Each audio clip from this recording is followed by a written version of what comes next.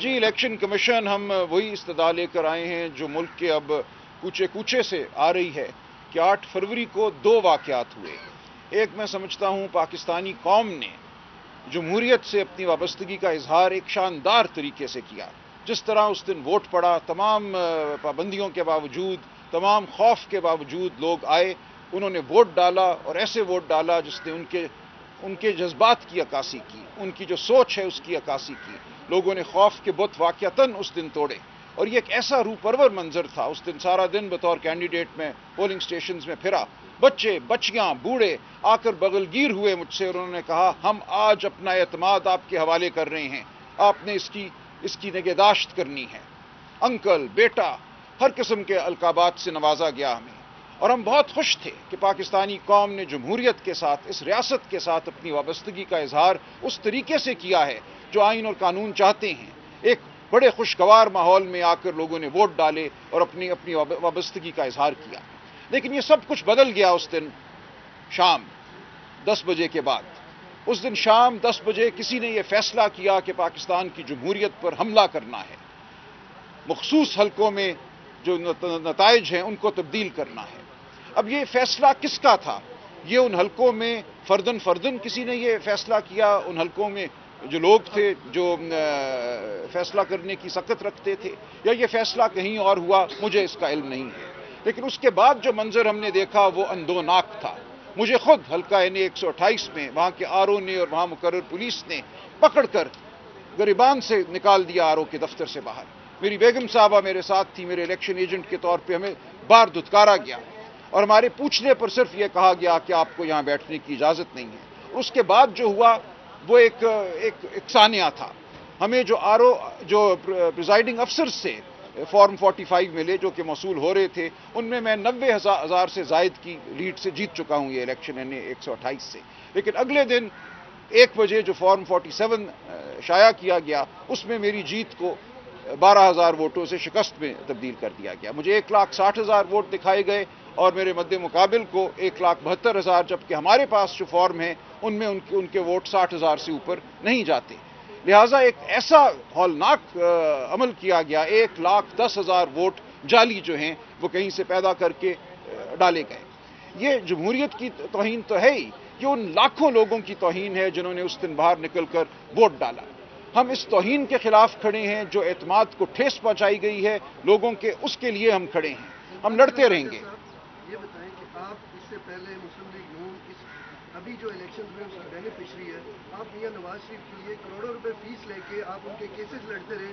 آج آپ کو کیسا لگ رہا ہے کہ ان کی جماعت جو ہے وہ اس دھاندلی کے نتیجے میں حکومت میں آ رہی ہے؟ دیکھیے مجھے بہت افسوس ہو رہا ہے. ہم جو مقدمے لڑ رہے تھے 2017 میں وہ کیا مقدمے تھے؟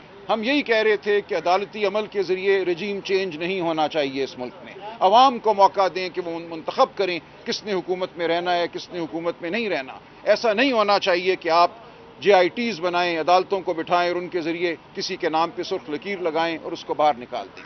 ہم اس اصول کے لیے تب بھی لڑ رہے تھے اور میں اس اصول کے لیے آج بھی لڑ رہا ہوں کہ یہ کام جمہور کے حوالے کریں، عوام کے حوالے کریں، انہیں ووٹ ڈالنے دیں، ان کے ووٹ کو واقعتاً عزت دیں. اور آج مجھے افسوس ہے کہ جو عوام کے ووٹ کی عزت کی بات کرتے تھے وہ آج اس بے توقیری اور بے عزتی کی بنیاد پر حکومت قائم کرنا چاہتے ہیں. اس کا مطلب آپ کی ججمنٹ ٹھیک نہیں تھی اس وقت؟ بالکل ٹھیک تھی. میری ججمنٹ کسی شخص کے حوالے سے نہ تب تھی نہ آج ہے. میری ججمنٹ ایک اصول کے حوالے سے ہے. جو بھی اس اصول کے لیے کھڑا ہے میں اس کے ساتھ کھڑا تھا اور کھڑا رہوں گا. آپ کیا سمجھتے ہیں جو انتخابات میں دھاندلی ہوئی کس نے کروائی ہے؟ مجھے نہیں پتا. دیکھیں یہ بات تو شواہد سے کرنی چاہیے. مجھے اتنا پتا ہے کہ دھاندلی ہوئی ہے. مجھے یہ پتا ہے کہ دھاندلی کیسے ہوئی ہے، ROs نے اور پولیس افسران نے کیا رول ادا کیا ہے، وہ سب میرے سامنے ہے.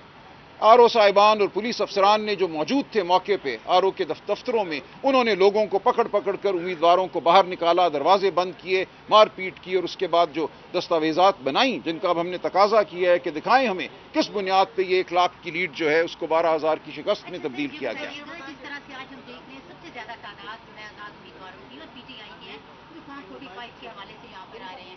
آپ کو پورا من احتجاج بھی کرنے نہیں دیا جا رہا، تو کوئی ایسا لایا عمل ہے کہ ساری لائر کمیونٹی جو ہے وہ اکٹھی ہوگی؟ دیکھیے لائر کمیونٹی شاید نہ اکٹھی ہو اور یہ ضروری بھی نہیں ہے. میں سمجھتا ہوں عوام کو اکٹھا ہونا چاہیے.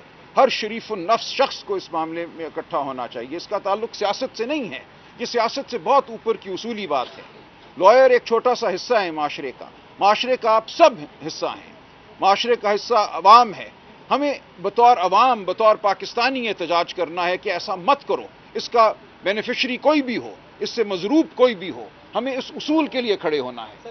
سلمان صاحب بتائیے گا، ہم دنیا چاند پہ پہنچ چکی ہے، ابھی تک ہمارے سسٹم جو ہے 10 بجے کے بعد اچانک بیٹھنا شروع ہو جاتا ہے. یہ دیکھیں جان بوجھ کر ہوتا ہے. الیکشن کمیشن کے باہر آپ موجود ہیں، یہ ہمیشہ سے ہوتا آ رہا ہے. سر ایسا اس سسٹم پہ کیا کہنا چاہیں گے؟ اس پہ کھل کے بات کیجیے گا کہ یہ سسٹم اچانک سے بیٹھنا شروع ہو جاتا ہے. دنیا میں کتنی زیادہ ترقی ہو چکی ہے اور ابھی تک ہم اسی بات پہ اٹکے ہوئے ہیں کہ ہمارے نتائج کو 3 دن لگ جاتے ہیں. سر اب ہم انڈیا جیسی ایک 1.5 ارب آبادی والے ملک نہیں ہے، 24 کروڑ ووٹ ہے، تو 24 کروڑ میں سے کچھ ووٹ پڑے. ابھی 24 کروڑ بندے نے ووٹ نہیں کاسٹ. اس سسٹم کے بارے میں کیا کہنا؟ دیکھیں یہ تو پھر ایک بات کسی حد تک مفروضے کی ہوگی، لیکن یہ بات تو واضح ہے کہ جو 8 فروری کو انٹرنیٹ بند ہوا، جو 8 فروری کو فونوں کے جو ڈیٹا پیکیجز ہیں ان کو بند کیا گیا، اس کی وجہ سے یہ تمام دھاندلی ہوئی ہے. اگر اس دن انٹرنیٹ بند نہ ہوتا تو پریزائڈنگ افسران اپنے پولنگ اسٹیشن سے براہ راست الیکٹرانکلی فارم 45 جو ہیں وہ الیکشن کمیشن کی ڈیٹا بیس میں بھیجتے، اور یہ تمام جو جھگڑا اب ہمارے سامنے ہے یہ نہ ہوتا. اس جھگڑے کو پیدا کیا گیا انٹرنیٹ کو بند کر کے، اس دن فون سروسز کو بند کر کے.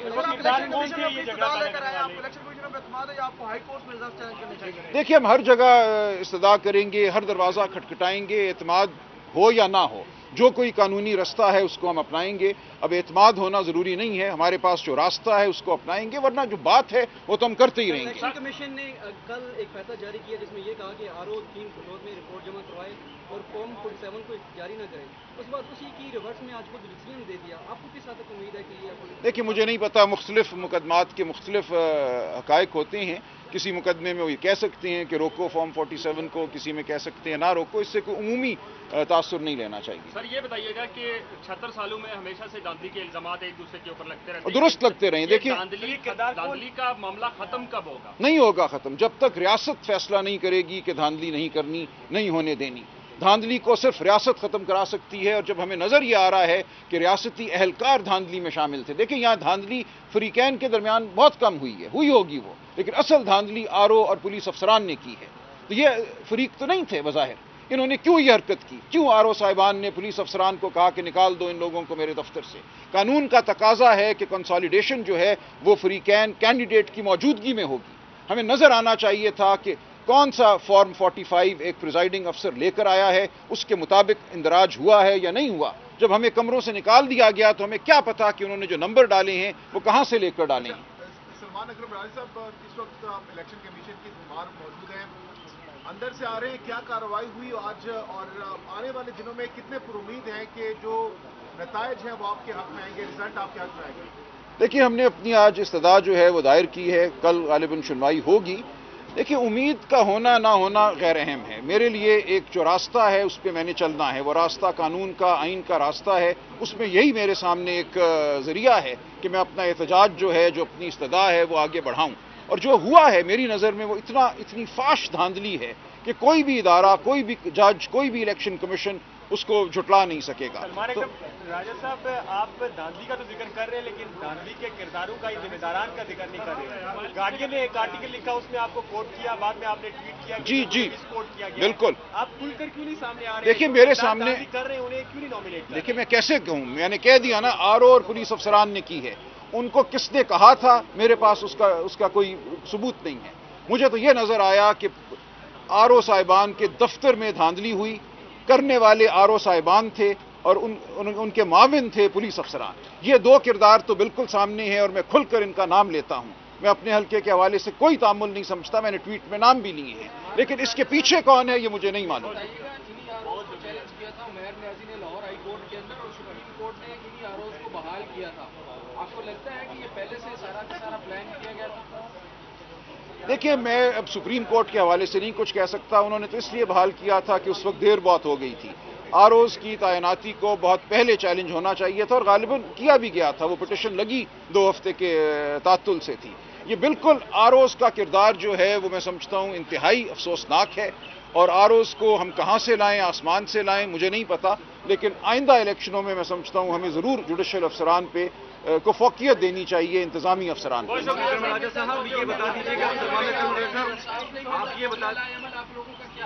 देखिए, बाकी लाएअमल तो पुरअमन सियासी एहतजाज ही होगा, उसके अलावा क्या हो सकता है। अपोजिशन में बैठेंगे फिर? देखिए, उसमें कोई मुज़ायका नहीं है, जो भी नंबर बनते हैं पार्लियामेंट में उसके मुताबिक हमें काम करना है, लेकिन असल बात उसूल की है, असल बात हुकूमत साजी की नहीं है। एक लूली लंगड़ी हुकूमत अगर कोई आज बना भी लेता है, एक झूठ पर मबनी हुकूमत, तो वो क्या कर लेगा इस मुल्क के लिए या अपनी सियासत के लिए। सियासत वही अब अवाम ने बता दिया कारगर होगी, कामयाब होगी, जो उसूलों पर मबनी है। बहुत शुक्रिया।